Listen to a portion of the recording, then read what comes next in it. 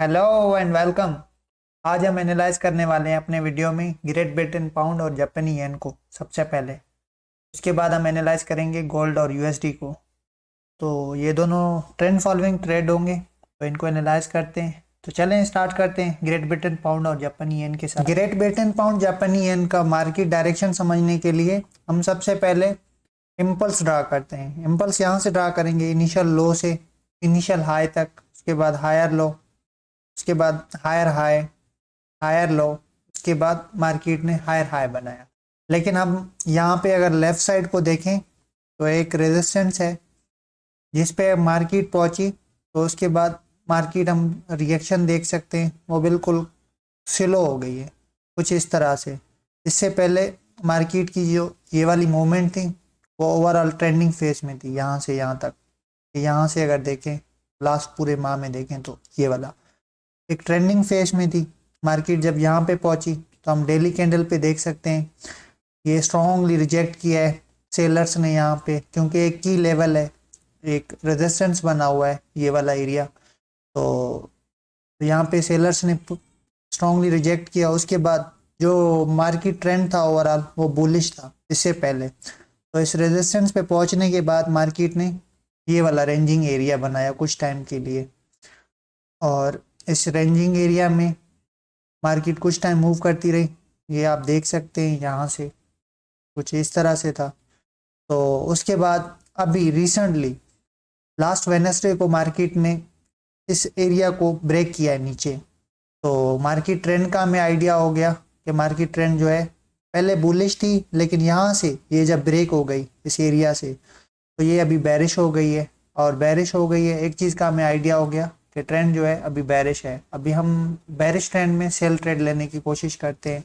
Cell trade हम कुछ इस तरह से लेंगे, हम लोअर टाइम फ्रेम में जाएंगे, वहाँ पे कोई ट्रेडिंग पैटर्न ढूंढने की कोशिश करते हैं। तो वहाँ पे हम आ गए लोअर टाइम फ्रेम में। लोअर टाइम फ्रेम में कुछ सीन इस तरह से है, मार्केट रिसेंट टाइम में ओवरऑल यहाँ पे थी, तो यहाँ से ये यहाँ तक आई, बाय बाय डायरेक्शन में थी ओवरऑल कुछ टाइम के लिए लास्ट एक वीक से। तो अभी हम जब रेजिस्टेंस को पहुँचे तो मार्केट ने इसको हम साइड कर देते हैं, क्योंकि हमें आइडिया हो गया है कि हम रेजिस्टेंस पे हैं मार्केट के। तो ये इतना ज़रूरी नहीं होगा अभी, ताकि क्लियर कर दें समझने में ज़्यादा आसानी हो। अभी हम रेजिस्टेंस पे हैं मार्केट के, और यहाँ पे हमें एक ट्रेडिंग पैटर्न नज़र आ रहा है, वो कुछ इस तरह से है। ये वाला एरिया है, मैं क्लियर कर दूं, ये वाला एरिया। तो ये कुछ इस तरह से है कि हम हेड एंड शोल्डर्स पैटर्न बना रहे हैं मार्केट में। ये हमारा लेफ्ट शोल्डर है जो कि पूरा बन चुका है ऑलरेडी, और उसके बाद ये हेड है हमारा, वो भी ऑलरेडी बन चुका है।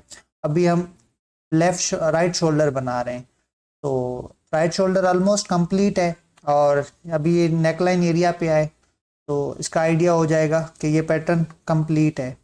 तो इस मार्केट को हम ट्रेड करेंगे, लेकिन ये ट्रेड जो होगा हमारा कंडीशन बेस होगा, हम इसको ब्लाइंडली ट्रेड नहीं कर सकते। तो इसके लिए हम कुछ टर्म्स सेट कर देते हैं ताकि ट्रेड में कंफ्यूजन ना हो। तो कुछ इस तरह से ये ट्रेड होगा। सबसे पहले इस एरिया का ये जो नेकलाइन एरिया है, हेड एंड शोल्डर्स पैटर्न बना हुआ है, जिसका ये शोल्डर है लेफ्ट वाला, और ये हेड है, और ये राइट शोल्डर बन रहा है। अभी सबसे पहले ये वाला पैटर्न यहाँ से ब्रेक करे, नीचे ब्रेक करे, उसके बाद ये रीटेस्ट करनी आए, इससे हमारी एंट्री होगी। और जो स्टॉप लॉस रखेंगे हम इस ट्रेड में, वो इस एरिया से थोड़ा सा ऊपर रखेंगे। तो ये वाला एरिया होगा हमारा स्टॉप लॉस। और इस ट्रेड में जो टारगेट होंगे हमारे, वो पहला टारगेट ये होगा, नियरेस्ट स्ट्रक्चर जो है वहाँ पे रखेंगे, अपना एम करेंगे इस ट्रेड के लिए। सेकंड जो टारगेट होगा वो ये वाला एरिया होगा, 1 आवर का जो लो है, वहाँ तक हम एक्सपेक्ट करेंगे कि इस मार्केट ने मूव करना है। और कुछ इस तरह से हम इस ट्रेड को लेंगे, ये वाला हमारा टारगेट होगा। ये एक कंडीशन बेस्ड ट्रेड है। सबसे पहले इस नेकलाइन एरिया को ब्रेक होना है। ये अगर ब्रेक ना हो, मार्केट यहाँ से डायरेक्ट ऊपर चली जाए, तो हम ट्रेड नहीं लेंगे, अपने ट्रेड को कैंसिल कर देंगे। गोल्ड को हम एनालाइज करेंगे। अब गोल्ड को एनालाइज करने के लिए सबसे पहले हम इम्पल्स ड्रा करेंगे।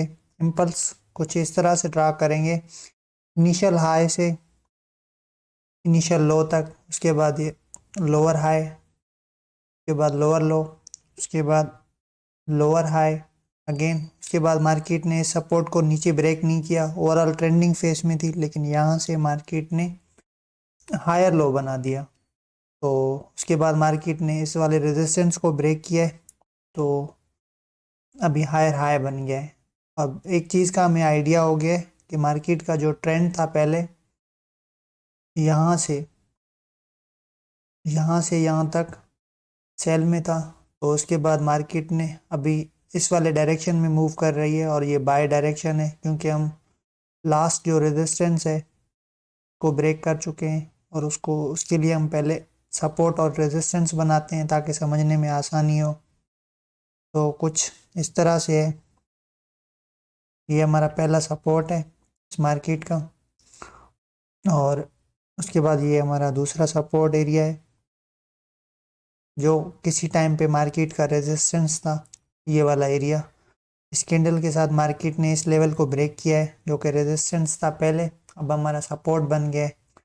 इसके अलावा अभी और रेजिस्टेंस ढूंढने की कोशिश करते हैं कि वो कौन से एरिया हैं। एक ये वाला एरिया है जो कि रेजिस्टेंस होगा इस मार्केट का नेक्स्ट, और एक ये वाला एरिया है जो कि अगला रेजिस्टेंस होगा। तो कुछ इस तरह से है अभी तक, और अभी हम एक सपोर्ट लेवल पे हैं जो कि पहले रेजिस्टेंस था ये वाला, अभी हम उसके सपोर्ट लेवल पे हैं। डेली चार्ट को हम एनालाइज कर रहे हैं, और अभी इसके अलावा कोई वर्टिकल लेवल ढूंढने की कोशिश करते हैं। कुछ इस तरह से मार्केट मूव कर रही थी पहले, कुछ इस डायरेक्शन में, इस वेज में हम मूव कर रहे थे पहले जब सेल डायरेक्शन में थे, इस वाले में मूव कर रहे थे। अभी हम इसको यहाँ से ब्रेक कर चुके हैं, इस हॉरिजॉन्टल लेवल को भी ब्रेक कर चुके हैं, और ये वर्टिकल लेवल है इसको भी हम ब्रेक कर चुके हैं। तो ट्रेंड का हमें आइडिया हो गया कि वो बाय साइड पे है। और अभी हम लोअर टाइम फ्रेम में एनालाइज करेंगे मार्केट को, क्योंकि हम एक सपोर्ट लेवल पे हैं और हम एक्सपेक्ट कर रहे हैं कि हमें अपॉर्चुनिटी मिलेगी एंट्री लेने के लिए। तो हम चलते हैं लोअर टाइम फ्रेम में, वो 1 आवर होगा हमारा। तो अभी हम 1 आवर पे आ गए हैं और मार्केट के हम सपोर्ट लेवल पे थे। तो यहाँ पे कुछ इस तरह से है, अभी मार्केट यहाँ पे सपोर्ट लेवल पे है, और यहाँ पे एक क्यूट सा ट्रेडिंग पैटर्न मिला हुआ है, ये है डबल बॉटम जिसको हम कहते हैं। और अभी उसका नेकलाइन ब्रेक हो रहा है डबल बॉटम का, अगर देखा जाए तो। थोड़ा सा जूम इन करते हैं ताकि देखने में आसानी हो। कुछ इस तरह से अभी ये कैंडल अभी ये पैटर्न ब्रेक हो रहा है। तो ये अगर ब्रेकआउट अगर कंफर्म हुआ जब मंडे को ओपनिंग हो और ये कैंडल ऊपर ही क्लोज हो, तो उसके बाद हम एंट्री कुछ इस तरह से लेंगे, यहाँ से हम बाय करेंगे। रीटेस्ट पे हमारी एंट्री होगी इस मार्केट में, कुछ इस तरह से हमारी एंट्री होगी। ये मार्केट यहाँ से पहले वापसी आए, रीटेस्ट करने आए, फिर उसके बाद ट्रेड लेंगे हम। और स्टॉप लॉस हमारा इस लेवल से थोड़ा सा नीचे होगा, तो 20-25 कर देते हैं। और जो टारगेट होंगे इस ट्रेड में वो शायद एक से ज़्यादा हो, क्योंकि ट्रेंडिंग मार्केट में हम ट्रेड ले रहे हैं। पहला टारगेट हमारा ये एरिया होगा, उसके बाद दूसरा इसके लिए हम एम करेंगे, मार्केट ने यहाँ तक आना है। कुछ इस तरह से ट्रेड होगा ये हमारा। यहाँ तक हमारा जो रिस्क और रिवार्ड है वह 1.18 है। उसके बाद सेकंड टारगेट जो है वहाँ तक रिस्क और रिवार्ड है 1.7 का, ऑलमोस्ट 1.69 है, तो इसको 1.7 ही बोल सकते हैं। तो ये होगा हमारा ट्रेड गोल्ड में। तो देखते हैं मार्केट किस तरह मूव करती है। इस ट्रेड को हम रीटेस्ट पे लेंगे, अभी कैंडल ब्रेक हो रहा है, ब्रेक के बाद ये रीटेस्ट करने आए तब हम ट्रेड लेंगे। और ट्रेड लेने की एंट्री की वजह यह है कि हम सपोर्ट लेवल पे हैं डेली के। और 1 आवर को अगर देखा जाए तो 1 आवर पे भी ये वाला सपोर्ट बना हुआ है, तो अभी हम फिर से सपोर्ट पे हैं और पैटर्न भी मिला हुआ है। तो देखते हैं। तो ये था हमारा आज का वीडियो जिसमें हमने ग्रेट ब्रिटेन पाउंड और जापानी येन को एनालाइज किया सबसे पहले। उसके बाद गोल्ड और यूएसडी को एनालाइज किया, और मैं उम्मीद करता हूँ कि ये दोनों पेयर्स हमारे फेवर में मूव करेंगे। तो देखते हैं नेक्स्ट वीक को क्या होता है। ये वीडियो अगर अच्छी लगे आपको तो काइंडली लाइक कर दें और सब्सक्राइब कर दें, और वीडियो देखने के लिए बहुत शुक्रिया। Thank you.